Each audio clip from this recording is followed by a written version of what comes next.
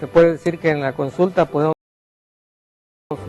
ver pocos casos porque no llegan a la consulta del neurólogo. Como dices, el mismo diagnóstico se escucha y como que no se cree que pueda existir, pero es muy frecuente, ¿verdad?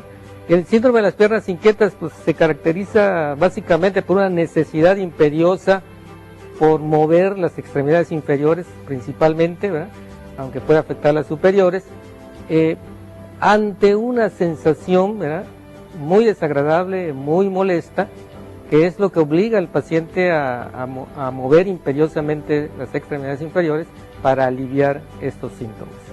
Y esto es lo que caracteriza, esto es lo que define así directamente a este síndrome de las piernas inquietas. Hay varios criterios de diagnóstico, ¿verdad?, que van a caracterizarlo, ¿verdad?, y que pues, debemos afirmar que no todo paciente que tenga movimientos en las piernas es este síndrome. Tiene características propias que el especialista conoce muy bien, pero sí es importante que si un paciente tiene algún problema en estos de movimientos en las piernas, lo comunica a su médico y principalmente recurra a un especialista, un neurólogo, que conociendo bien el padecimiento con cierta facilidad, aplicando sus criterios clínicos, puede llegar al diagnóstico de ello. De manera que sí es importante que ante estos síntomas que se caracterizan por esta necesidad imperiosa, ¿verdad?, se tenga en cuenta este diagnóstico. Oye, Amado, fíjate que en cuanto a esto de las piernas inquietas, quisiera que nos mencionaras brevemente, obviamente, en cuanto a la historia, ¿no? Fíjate que estaba revisando en la literatura y había también allá algunos pasajes de Charles Chaplin que satirizaba precisamente un síndrome de piernas inquietas, y estamos hablando, bueno, de los años 20, ¿no? ¿Qué tienes de la historia de este síndrome de piernas inquietas? Pues fíjate que es muy interesante porque este padecimiento no es un padecimiento nuevo, ¿verdad? El diagnóstico actualmente se ha escuchado más y se pudiera pensar que es una enfermedad emergente o algo nuevo que acaba de aparecer, pero realmente es un padecimiento muy antiguo que desde el siglo ya XVI, siglo XVII vienen las primeras descripciones de ellas, aunque en ese principio, ¿verdad?, se catalogaba como una enfermedad más bien histérica, ¿verdad?, de carácter psicológico, psiquiátrico, ¿verdad?, con las primeras descripciones que aparecieron. Esta era ya pasaron muchos años para que pueda ser identificado realmente como un padecimiento neurológico, ¿verdad?, y fue precisamente el doctor Willis, ¿verdad?, el que hizo la primera descripción, catalogándolo como un padecimiento neurológico. Posteriormente pasaron varios años, ¿verdad?, para que se pudiera hacer una publicación más seria, científicamente hablando, del padecimiento, que fue precisamente, ¿verdad?, Ekbom el que lo hizo, y el doctor Ekbom, pues también este padecimiento se ha utilizado el nombre de este doctor para un epónimo de la enfermedad, enfermedad de Ekbom le llaman también en ciertas publicaciones o en ciertas escuelas. De manera que lo interesante es esto, como dices, ¿verdad?, que es un padecimiento que es muy antiguo, ¿verdad?, que primeramente se relacionó con enfermedad psiquiátrica, que tuvieron que pasar casi 200 años para que se reconociera como una enfermedad neurológica, como hasta actualmente, ¿eh? 200 años, Amado. Fíjate que al estar pues buscando siempre, abundando en la literatura para podérselo presentar a nuestro auditorio, veía estadísticas de Norteamérica, de España. Ahorita que nos pasen el cuadro, por favor, el departamento de producción, el cuadro donde habla sobre que afecta a 12 millones de norteamericanos, que en España hay una prevalencia de 19.4, pero no encontraba la estadística en México. Me gustaría que nos hablaras si hay algo de esto y, por otra parte, ¿a qué patologías o a qué problemas se le atribuye erróneamente ese síndrome de las piernas inquietas? Sí, mira, las estadísticas, pues como en la gran mayoría de los padecimientos en nuestro medio, pues prácticamente no existen, ¿verdad? No hay un estudio epidemiológico válido, y pues sí nos guiamos de la frecuencia reportada a nivel mundial, ¿verdad?, que varía entre el 3% al 18-19%, dependiendo de la población que sea la estudiada, ¿verdad? Puede variar con estos márgenes. Este porcentaje nos está hablando de que es un padecimiento muy frecuente, lo que pasa que está subdiagnosticada, ¿verdad? Por eso es muy importante que en un foro como este de divulgación médica se toquen estos temas, ¿verdad? Y por eso realmente a mí cuando me dijiste de este tema me entusiasmó, porque carecemos de estadísticas, pero debemos divulgarlo, porque estoy seguro que durante el programa muchos pacientes podrán verse retratados en esta enfermedad, ellos mismos descubrir que tienen la posibilidad de padecerla y buscar la ayuda médica, ya sea con el médico general, ya sea directamente con el neurólogo. Se han hecho estudios epidemiológicos y se ha visto que de todos los pacientes que actualmente tienen este padecimiento y no lo tienen diagnosticado, hasta el 80% ya le comentaron a su médico. Y el médico o no lo tomó en cuenta, o lo minimizó, o se lo atribuyó a las enfermedades de fondo que tienen, ¿verdad? Tus nervios, Son es el estrés, es un calambrito, ya estás viejito, por eso te está dando. Exactamente, ¿verdad? O es parte de tus enfermedades crónicas, ¿verdad? Ahorita que hablabas sobre la edad, ¿en quiénes da más frecuente? ¿En la mujer, en el hombre, en el niño, en el adulto mayor? Háblanos sobre la frecuencia y más bien la prevalencia y la epidemiología en este caso de las piernas inquietas. Sí, mira, en cuanto a sexo, afecta a ambos sexos, aunque sí se ha visto, ¿verdad?, cierta predominancia en la mujer, ¿verdad?, en relación al hombre. Afecta a los dos, pero sí hay un poquito más de frecuentemente en el hombre, ¿verdad? En cuanto a la edad también tiene mucha relación, porque se ha visto que por debajo de los 30 años de edad, el porcentaje aproximado es de 3%, ¿verdad? Y conforme se va avanzando, va aumentando la frecuencia del padecimiento. De manera que entre los pacientes que tienen entre 30 y 70 años, ¿verdad?, de edad, ya tienen un 10% de frecuencia de ACV, y arriba de los 70 años llega a 18, 19, 20% la frecuencia de este padecimiento.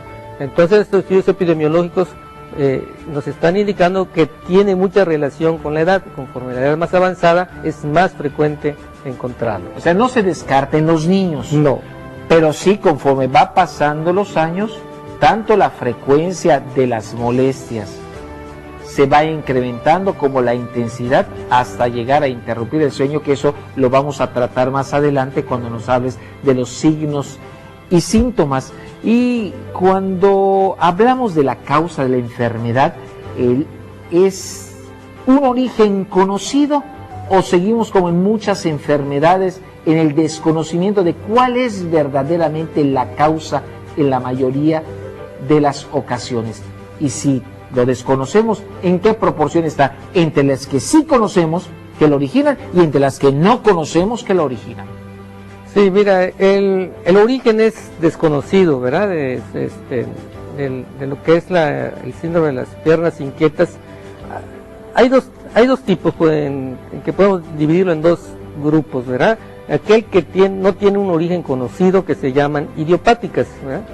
Y existe el síndrome de piernas inquietas relacionadas con alguna enfermedad, que esas son las secundarias, ¿verdad?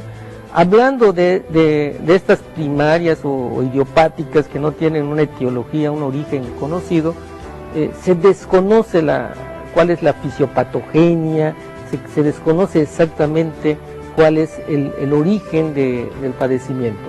Hay muchos estudios que se han hecho, se saben que tienen mucha relación con las partes del cerebro que conocemos como tallo cerebral. En este tallo cerebral hay muchas estructuras interconectadas con muchos neurotransmisores o sustancias químicas, y se han hecho muchos estudios y se siguen haciendo con métodos, sí, muy sofisticados, con resonancias con emisión de positrones, ¿verdad?, estudios genéticos. Se ha visto que entre estos primarios hay un buen número, entre los primarios hasta el 70% son hereditarios. Hay una etiología genética hereditaria, ¿verdad? Una asociación franca veíamos allá con los cromosomas. Hemos hablado de el 6 y el 12, sigue siendo controversial, ¿no? Conforme van pasando las épocas, van detectando fragmentos en los cromosomas que nos van diciendo que nos predisponen a desarrollar la enfermedad. Y si hablamos de las de origen de tipo secundario, Amado. Sí, entre las secundarias, algo muy importante es los niveles de hierro, ¿verdad? Hay un buen número de pacientes en los que se ha visto que los niveles de hierro están muy bajos, ¿verdad?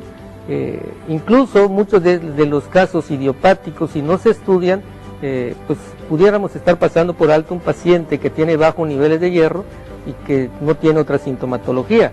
Desde luego que si los pacientes tienen anemia, con más razón hay que sospechar que puedan tener bajo el hierro, y entre estos pacientes pues pueden llegar a tener este síndrome de piernas inquietas. Se han hecho estudios midiendo la ferritina en sangre, ¿verdad?, en líquido cefalorraquídeo, y se han encontrado bajo, y se considera que es una de las etiologías de este síndrome, ¿verdad?, el hierro bajo, ¿verdad? También se ha relacionado con la uremia, con las enfermedades renales, la insuficiencia renal crónica. ¿Cuánto paciente con insuficiencia renal crónica existe en nuestro medio, verdad?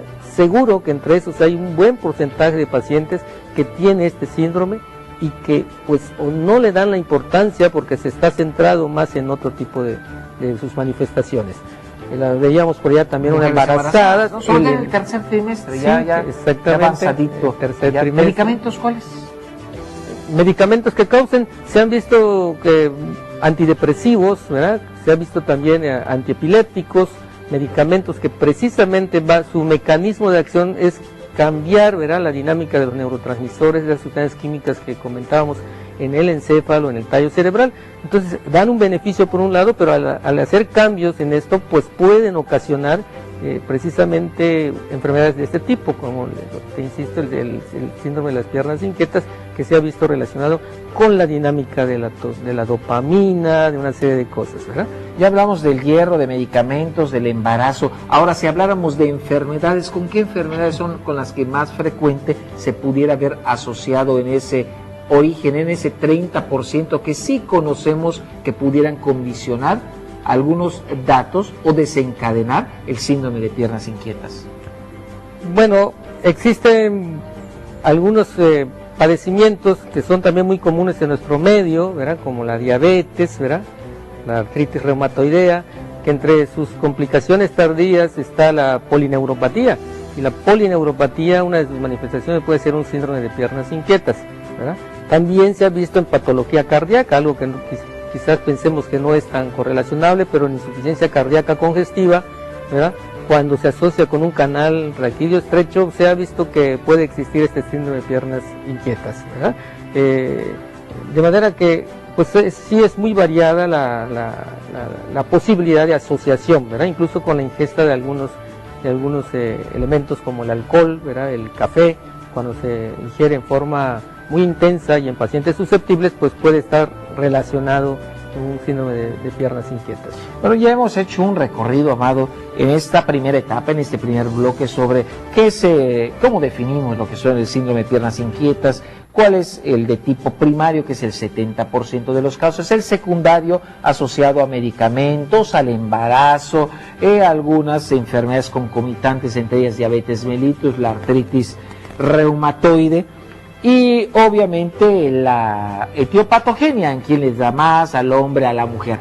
Quiero irme a un corte comercial, quiero que me acompañes. Ya dijimos que el síndrome de piernas inquietas lo que más va a afectar es la calidad del sueño.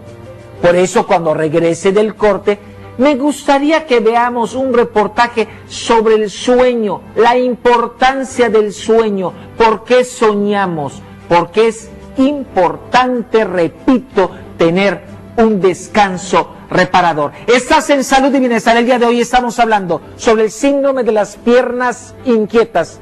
Tema interesante, poco conocido, y para eso estoy contigo el día de hoy. Regreso.